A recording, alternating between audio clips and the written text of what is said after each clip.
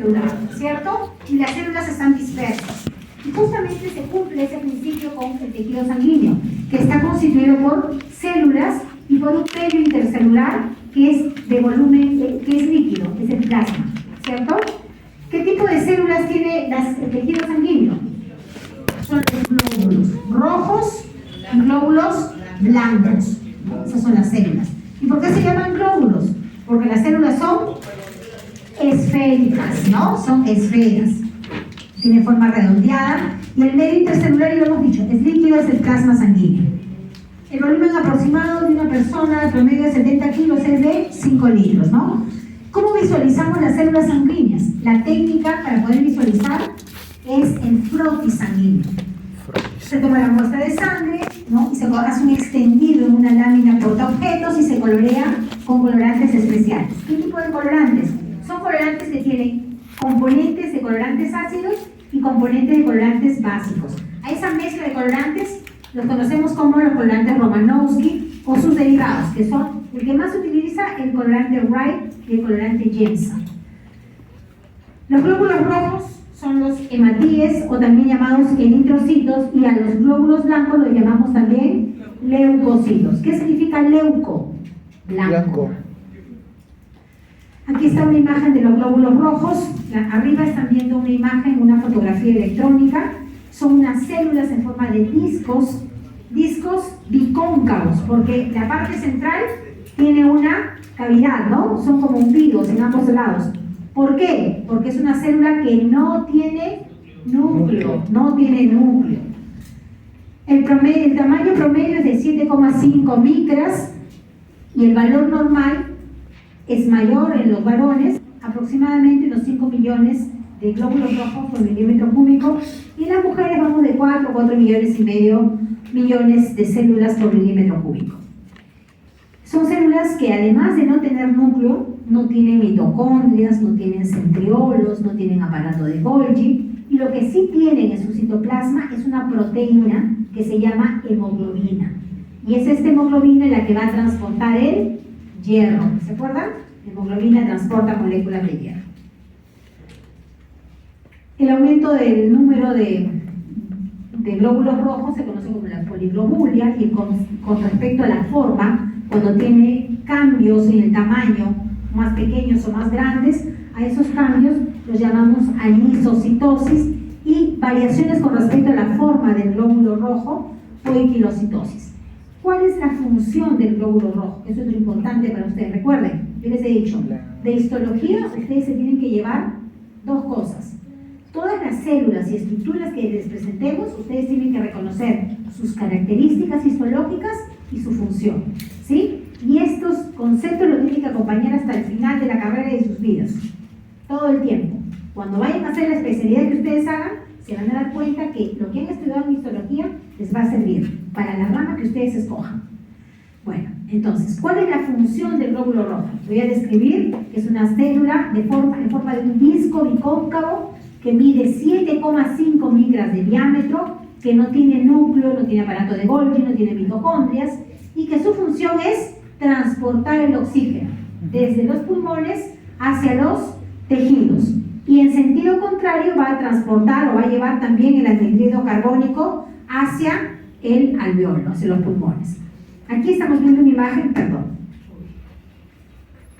Aquí estamos viendo una imagen en donde ven, dentro del alveolo estamos viendo dos gases, el oxígeno y el CO2. El oxígeno, que tiene mayor presión en los alveolos por diferencia de presiones, la presión del oxígeno dentro del alveolo supera los 100 milímetros de mercurio, entonces atraviesa por difusión hacia los glóbulos rojos de estas venas, ¿no? Que están trasladando.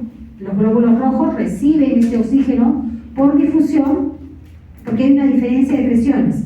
El oxígeno que llevamos aquí va superando los 100 milímetros de mercurio, mientras que el oxígeno alcanza unos 40 milímetros de mercurio. Entonces, por diferencia de presiones, difunde fácilmente, ¿no?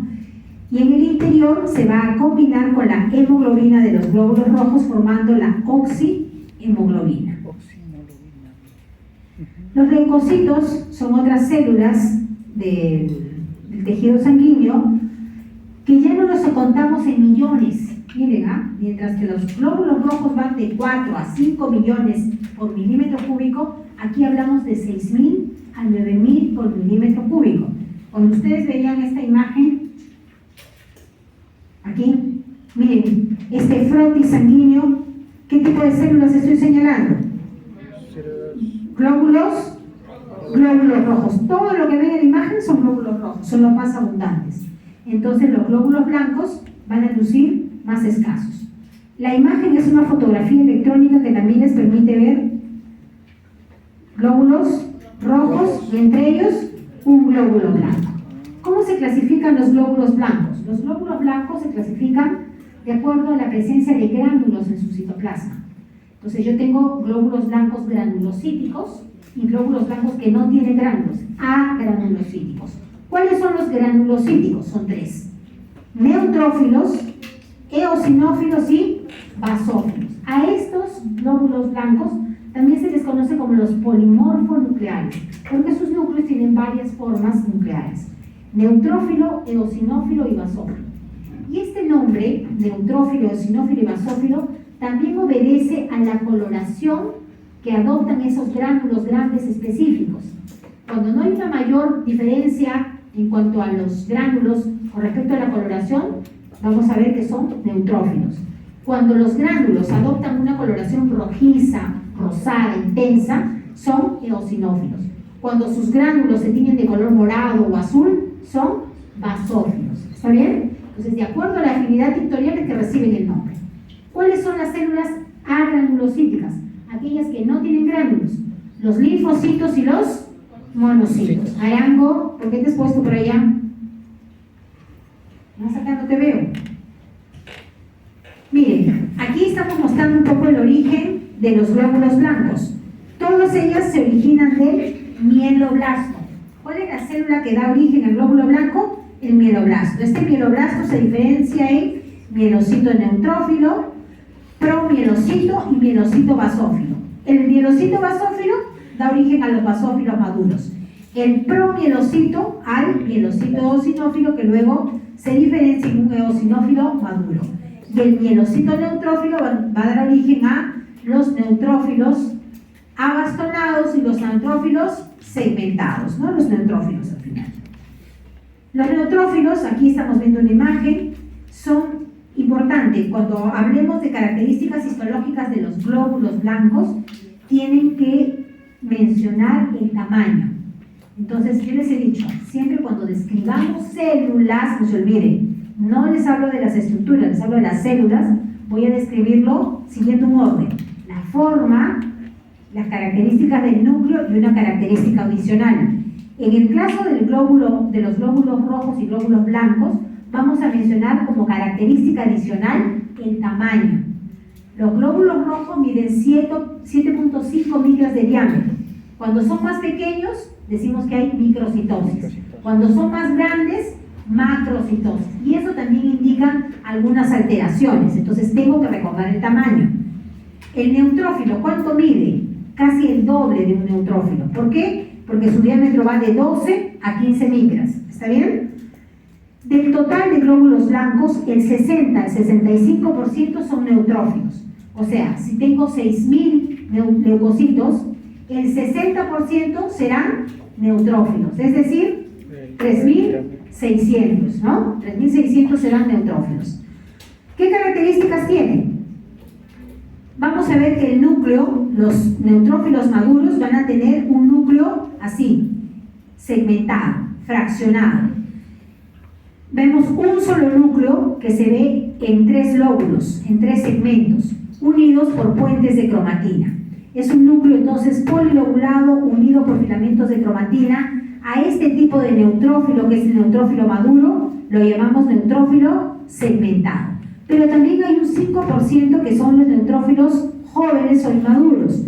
Y la forma del núcleo aquí es en forma de callado o en forma de herradura. A este neutrófilo lo llamamos abastonado. ¿Cuál es la diferencia entonces entre un neutrófilo abastonado y un neutrófilo segmentado? La forma del núcleo. La forma del núcleo del segmentado, como su nombre lo dice, va a estar en segmentos o fraccionado. Mientras que el abastonado, su núcleo en forma de herradura o callado.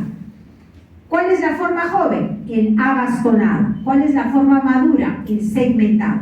¿Cuál está en mayor cantidad? El segmentado. Además, en las mujeres, un 3% de nuestros neutrófilos van a presentar un pequeño apéndice en el núcleo, unido al resto del núcleo. Un pequeño apéndice nuclear que se une al resto del núcleo, y esto corresponde al cromosoma sexual.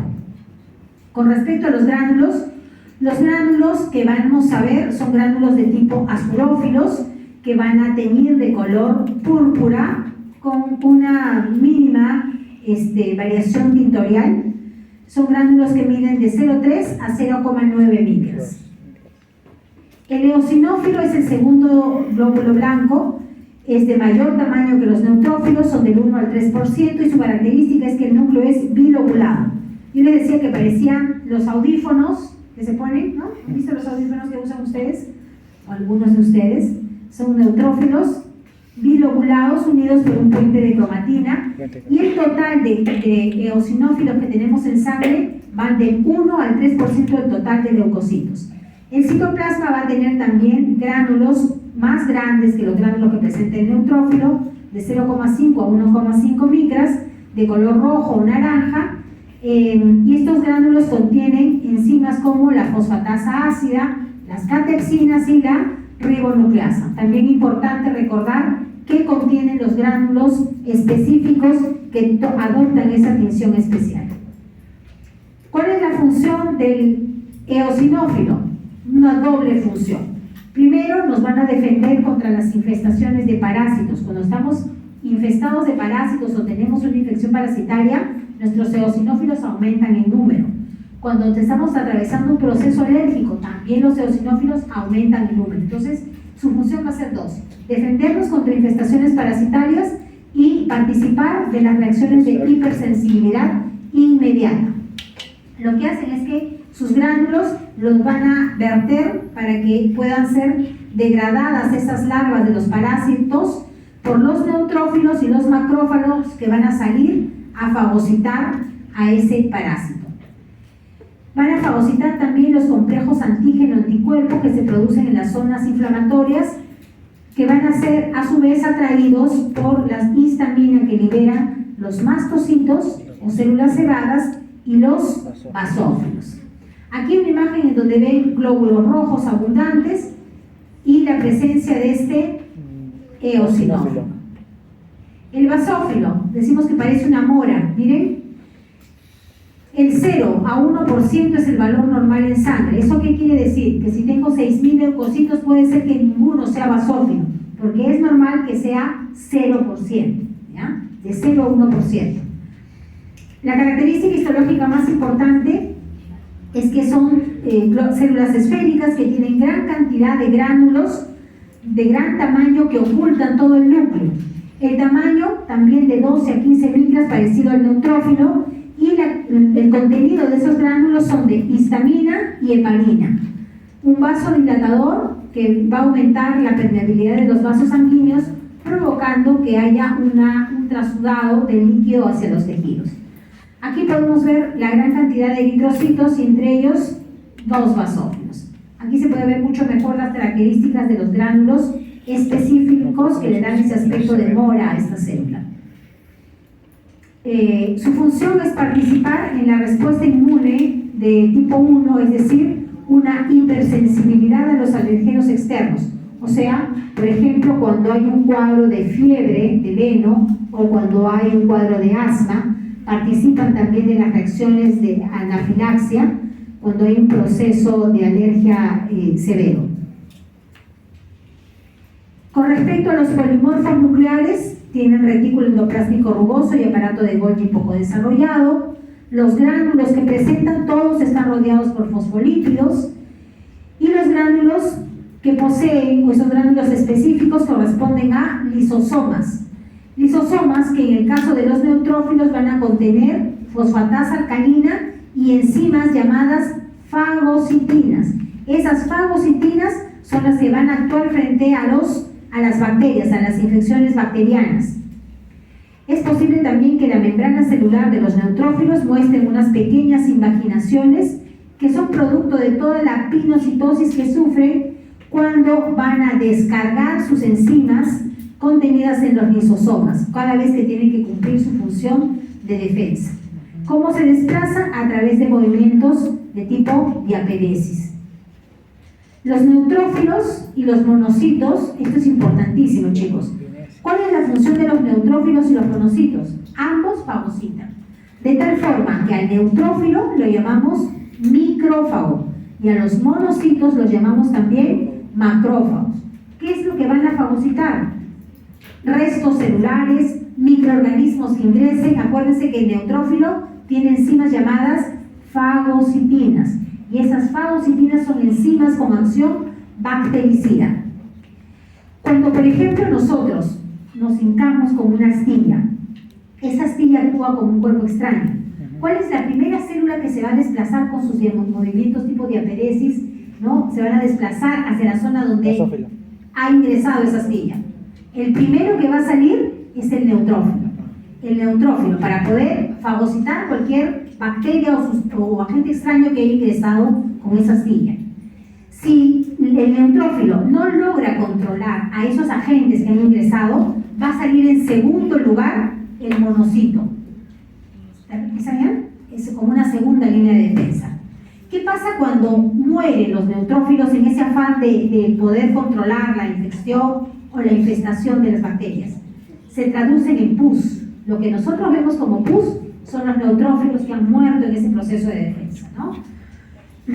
Muchas mueren por acción de las toxinas bacterianas o porque el pH del medio se ha modificado y se hace ácido, lo que hace incompatible su sobrevivencia, transformándose en lo que conocemos como la pus.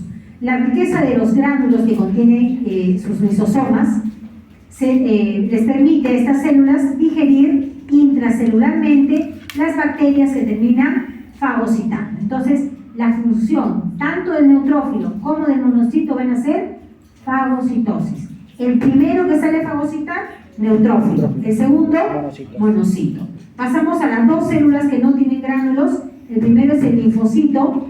El linfocito, el total de linfocitos que tenemos es del 25 al 30% del total de glóbulos blancos y el tamaño va a variar. Tenemos linfocitos pequeños, tenemos linfocitos más grandes. Los linfocitos pequeños miden de 6 a 8 micras y los más grandes de 10 a 12.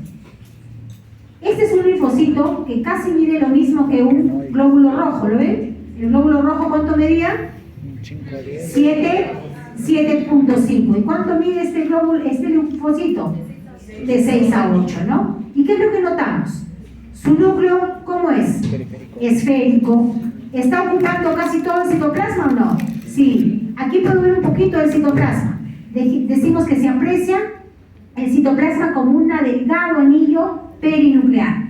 Apenas se puede visualizar el citoplasma como un delgado anillo alrededor del núcleo. Carece de granulaciones este citoplasma y el núcleo no tiene ninguna hendidura y más bien es redondeado. ¿Cuál es la función de los linfocitos? Los linfocitos cumplen una función de participar en los fenómenos o en la respuesta inmunitaria, celular y humoral. Más adelante vamos a ver que hay una respuesta dada por los linfocitos B y una respuesta dada por los linfocitos T, cuando revisemos sistema inmunitario. Los monocitos son las últimas células del tejido sanguíneo, son las células más grandes, se caracterizan por tener un núcleo que tiene una hendidura en uno de sus extremos, en uno de sus bordes. El núcleo se considera en forma de herradura o en forma de letra C o un núcleo lobulado que tiene una hendidura en uno de sus bordes. La cromatina de este núcleo es una cromatina laxa, se puede ver hasta 2 nucleolos y el citoplasma es basófilo. Y la presencia de algunos pequeños gránulos azulófilos en el citoplasma corresponden a los lisosomas que contienen estos monocitos. El tamaño de los monocitos, decíamos que son las células más grandes, ¿no? De 15 a 18 micras.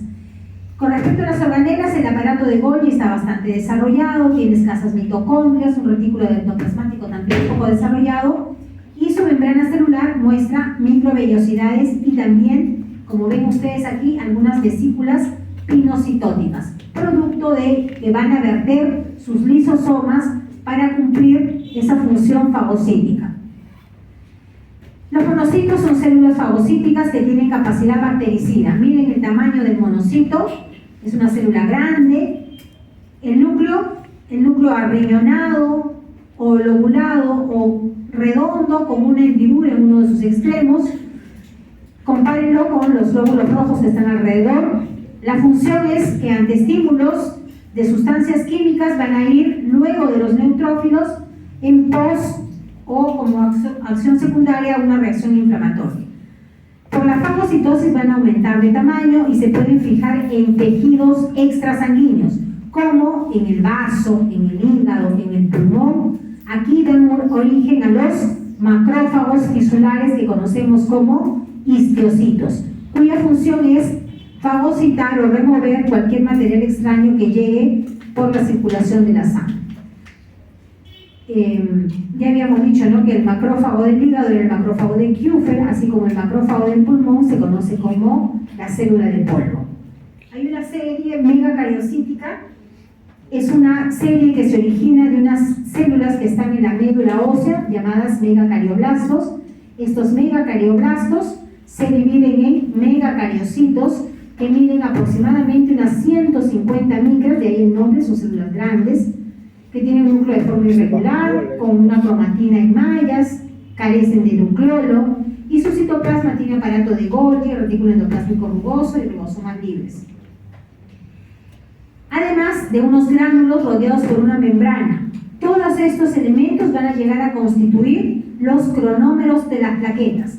El megacariocito es la célula que cuando se fragmenta da origen a las plaquetas. Si les preguntan entonces, ¿de dónde se originan las plaquetas? De los megacariocitos. Aquí una imagen para que comparemos qué características tiene. ¿Qué célula será esta? A ver, miren, ¿cómo es el núcleo? Del audífono. ¿Cómo es el núcleo? Bilobulado, con gránulos. ¿De qué color son los gránulos? De color rojo, ¿no? Rojo, rosado. ¿Qué célula será entonces? Fuerte. ¿Basófilo? Si los gránulos son rojos. Eosinófilo. Miren aquí. Este gráfico es esto lo que estamos viendo en el frotis. Eosinófilo. Aquí, ¿qué estamos viendo? El núcleo, ¿cómo está? Lobulado en 3 segmentos, ¿verdad? Y aquí estamos viendo neutrófilos, ¿de qué tipo? Segmentados. Y este, abastonado. Muy bien. ¿Y aquí qué pasó? ¿Qué ocurrió con ese núcleo? Es esférico. ¿Ocupa casi todo el citoplasma o no? ¿Tiene gránulos? No. Entonces, ¿qué célula? Linfocito. ¿Y qué pasó aquí? Acá hay un núcleo fragmentado que está prácticamente todo oculto por la presencia de unos gránulos de color morado. Y aquí lo ven, este es el basófilo.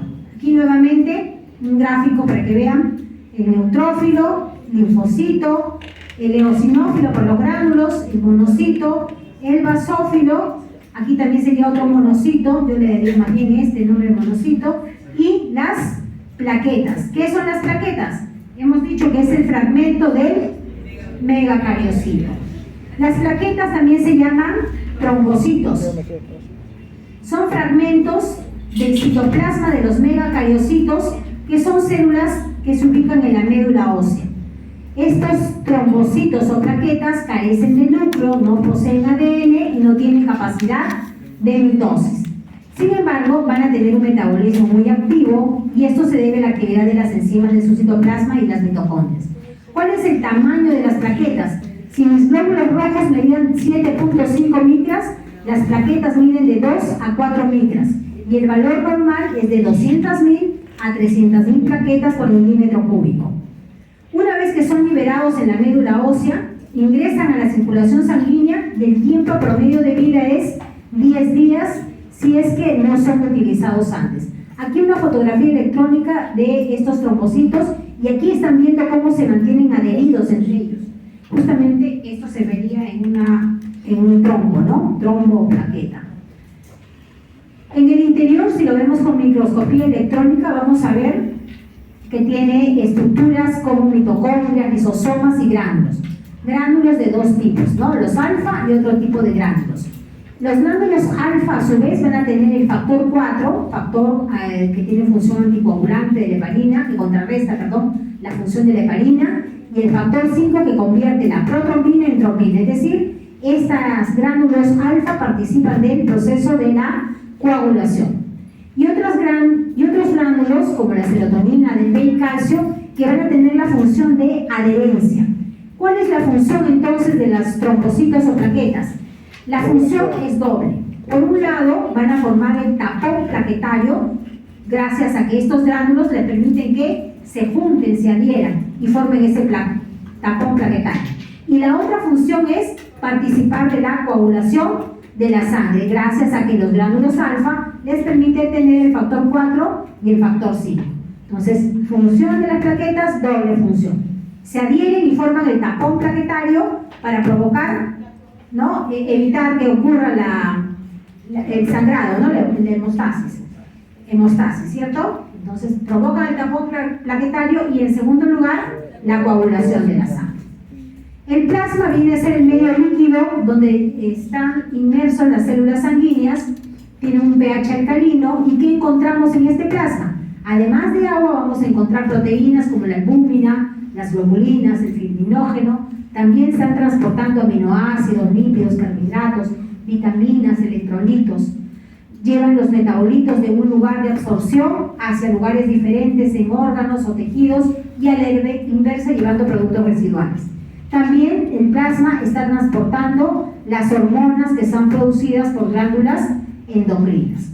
Un poquito el proceso: cuando se extrae la sangre, se coloca en un tubo de ensayo, se centrifuga y aquí pueden ver la separación. En la parte superior el plasma y en la parte inferior se depositan, ¿no?, por sedimentación, los eritrocitos o glóbulos rojos. Y en medio se ubican las plaquetas y los leucocitos, ¿no? Y este es el valor que nosotros conocemos como hematocrito, ¿no? El porcentaje que ocupa del total del volumen sanguíneo estos glóbulos rojos.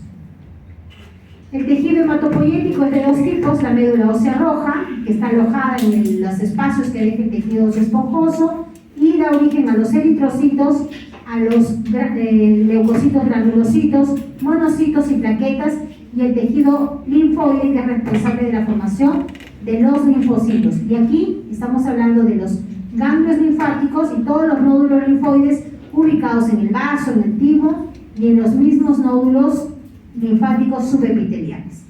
La médula ósea roja, este es un corte de tejido óseo esponjoso, y aquí identificamos dos tipos de médula ósea: la roja y la médula ósea amarilla, ¿no? La amarilla. Lo que encontramos además como vasos sanguíneos entre la médula ósea roja van a ser los capilares de tipo sinusoidal. En conjunto, la médula ósea roja pesa de 1,5 kg a 3,5 kg, y la transformación de médula ósea roja hacia médula amarilla no es un proceso irreversible. La médula ósea amarilla son células adiposas maduras que se van a observar en cantidad variable. Aquí se van a acumular también hierro, asociándolo a una proteína que es la ferritina, y que se van a ver como una masa envuelta por la cubierta de proteína. Otra forma de acumular el hierro también sería como hemosiderina. Y la función que cumple la médula ósea también es una función inmunológica por la producción de las células que ahí se dan. Una patología asociada al tema de hoy podríamos mencionar la anemia como una disminución de la cantidad de glóbulos rojos, ¿no?, que provoca una disminución del hierro, ¿no?, del abastecimiento de hierro. Listo, chicos.